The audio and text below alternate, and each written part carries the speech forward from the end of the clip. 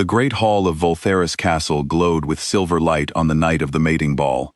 Hundreds of candles floated near the ceiling, and the scent of night jasmine drifted through the open windows. Every pack in the kingdom had sent its finest sons and daughters, dressed in silk and fur trim, hoping the moon goddess would bless them with a mate before the night was over. Lyra Ashwood stood near the back wall, half hidden behind a stone pillar. She was not used to being noticed, and tonight she preferred it that way. Her dress was simple compared to the others, a pale blue gown her mother had sewn by hand, but it suited her quiet nature. She watched the dancers spin across the floor and told herself she did not mind standing alone. She had told herself that every year for as long as she could remember. Her family, the Ashwoods, held only a small piece of land at the edge of the kingdom. They were respected, but never celebrated. Lyra had grown up in the shadow of her cousins, who were louder, prettier, and always the center of attention. Nobody expected much from her, and after 19 years, she had almost stopped expecting much from herself. Then the doors at the far end of the hall opened, and the music stopped. King Cale Draven entered, and the entire room seemed to lean toward him without meaning to. He was the Alpha King of Voltharis, ruler of the 5 allied packs, a man whose name alone could silence a room. He walked with the calm confidence of someone who had never once doubted his place in the world. His dark eyes swept across the crowd, unreadable and cold, the way they always were at these gatherings. Lyra had seen him from a distance before, at festivals and treaty signings, but she had never been close enough to feel what happened next. As Cale's gaze moved past the crowd, it landed on her. For a moment, neither of them moved. The air between them seemed to tighten, like a string pulled taut. Lyra felt something stir deep inside her chest, warm and strange, as if a door she never knew existed had suddenly creaked open. Across the room, she saw Cale's jaw tighten, his eyes widen just slightly before he caught himself. Whispers rippled through the hall. Everyone had felt it too. The bond had just been made. Lyra's heart pounded so hard she thought the whole room could hear it. She had heard stories of the mate bond her whole life, how it struck like lightning and could never be denied. She never imagined it would happen to her, and certainly never with the king himself. Cale crossed the floor toward her, and for one breathless second, Lyra let herself hope. Then he stopped 3 steps away, looked her up and down, and his expression hardened into something cruel. "This cannot be right," he said, loud enough for the nearest guest to hear. "The Ashwood girl, a minor house with no standing." He turned to address the crowd, his voice sharpening into command. "I reject this bond. Whatever the goddess intended, I will not have a queen who brings nothing to this throne." The words landed like a slap. The music had already stopped, so his voice carried to every corner of the hall. Lyra felt her face burn as hundreds of eyes turned toward her, some pitying, some amused, a few outright delighted by her humiliation. She could have cried. She could have run from the room. Instead, something inside her went very still and very quiet, the way water goes still right before it freezes. She lifted her chin, smoothed the front of her simple blue dress, and gave the king a small, steady curtsy, as etiquette demanded even in disgrace.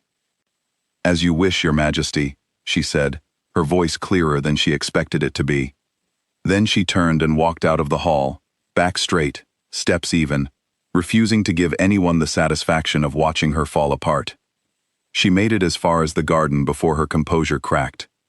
She sat on a stone bench beneath a flowering tree and let herself shake, just for a moment, just where no one could see. She did not know that someone had followed her. "That took real courage," said a voice from the garden path. "Most people crumble when the king speaks like that." Lyra looked up to find a young man watching her with warm, curious eyes. He wore the deep orange colors of the Ember Pack, and she recognized him as Prince Ronan, one of the visiting royals. "I did not crumble," she said, wiping her eyes quickly. "I simply left." "With more dignity than most princes I know," Ronan said, sitting on the far end of the bench, careful to leave space between them. The king was a fool tonight. Anyone with eyes could see the bond was real. He let his pride decide for him. Lyra did not answer. She was not sure she trusted kindness right now, not after what had just happened. But Ronan did not press her further. He simply talked, easily and warmly, about nothing important: the gardens, the food, the ridiculous hat one of the elder nobles was wearing, until Lyra found herself smiling despite everything. When he finally left her to return to the ball, he bowed properly, as if she were someone worth bowing to. Word of the king's rejection spread through the kingdom faster than fire through dry grass. By the next morning, every noble house had heard the story, and most assumed Lyra Ashwood would fade quietly back into obscurity, exactly where they believed she belonged. They were wrong. Over the following weeks, something in Lyra began to change. The humiliation that should have broken her instead lit something new inside her, a quiet determination she had never allowed herself to feel before. She stopped waiting for anyone's approval. She began training with her family's pack warriors, something she had always wanted to do, but never had the confidence to ask for. She studied the old bloodline histories her grandmother kept locked away, and there she found something astonishing. Her family line carried a rare gift, dormant for generations, tied to the earliest packs of Valtheris. Nobody had ever awakened it, because nobody had ever believed the Ashwoods capable of anything remarkable. Lyra began to believe otherwise. Prince Ronan visited again, this time openly, bringing gifts and stories from the Emberlands. He made no secret of his growing feelings for her, and Lyra, cautious but curious, allowed herself to enjoy his company. Then came Prince Dorian of the Frost Court, tall and serious, who had heard of Lyra's quiet strength and wanted to see it for himself. Where Ronan was warm and easy, Dorian was steady and thoughtful.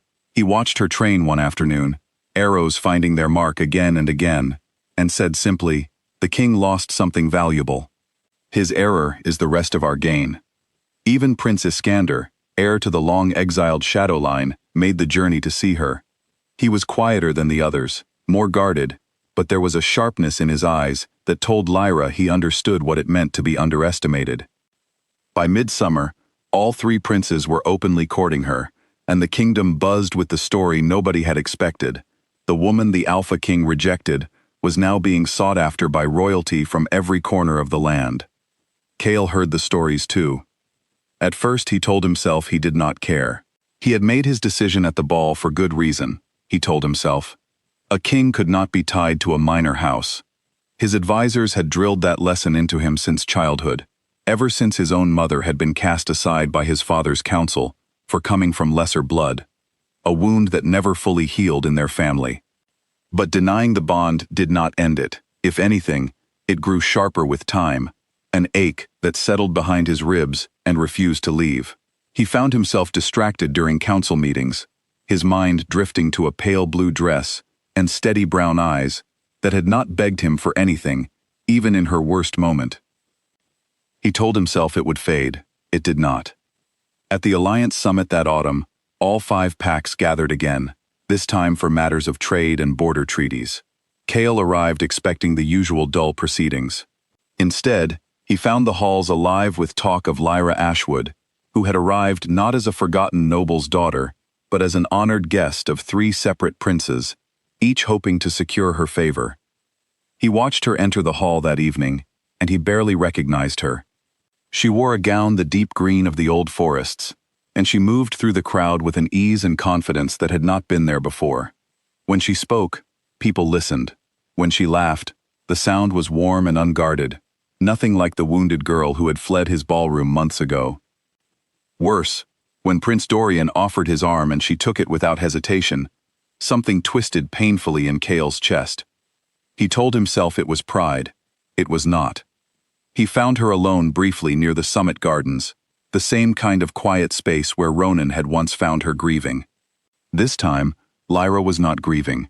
She stood calmly among the flowering trees, watching the stars, and she did not flinch when Cale approached. "Your Majesty," she said evenly, "have you come to reject me again? I believe you already covered that quite thoroughly." Cale's jaw tightened, but there was no anger in her voice, only a calm strength that unsettled him more than any insult could have. "I was wrong," he said finally, the words rough and unfamiliar in his mouth. "I let fear decide for me that night, fear of what my council would say, fear of repeating my father's mistakes. I told myself I was protecting the throne, but I was only protecting myself." Lyra studied him for a long moment. "You humiliated me in front of the entire kingdom to protect your pride. Do you understand what that cost me? I do, Kale said. I have watched it cost me far more. You have watched other men see what you were too proud to see, Lyra said. That is not the same as understanding. Kale took a step closer, and this time she did not step back. Then let me understand. Give me the chance to earn what I threw away. Lyra was quiet for a long time. She thought of the bench in the garden where she had cried alone, of Ronan's easy kindness, Dorian's steady respect, Iskander's quiet understanding. She thought of the girl she had been that night, and the woman she had become since. If you want a second chance, she said slowly, you will not get it in a quiet garden where no one can see. You humiliated me publicly.